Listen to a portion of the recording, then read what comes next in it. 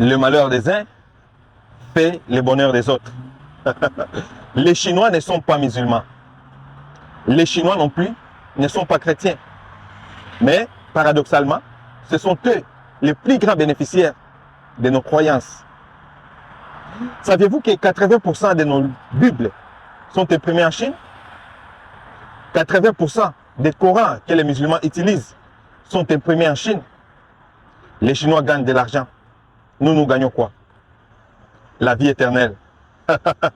Ok, admettons. Saviez-vous que pour construire une église ou un mosquée, il y a toujours une intervention chinoise, que ce soit directement ou indirectement?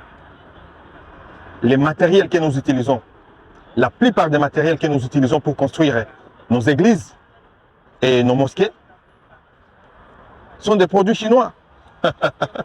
C'est la Chine qui gagne toujours. Les perles que nous utilisons pour fabriquer nos chapelets et nos tasbihs pour les musulmans, tout ça sont fabriqués où? En Chine. C'est la Chine qui gagne toujours.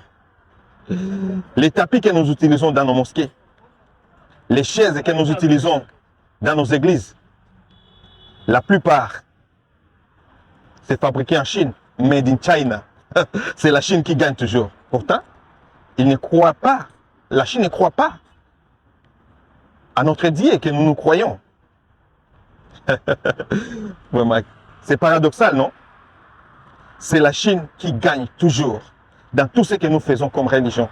Saviez-vous que même pour la fête de Noël, les plus grands bénéficiaires de la fête de Noël, c'est la Chine. C'est en Chine où on fabrique des sapins de Noël. Tout ce que nous utilisons pour faire la décoration de Noël, c'est fabriqué en Chine.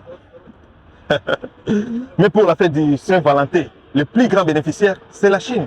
C'est la Chine qui fabrique plus de 80% de ce que nous utilisons pour cette fête.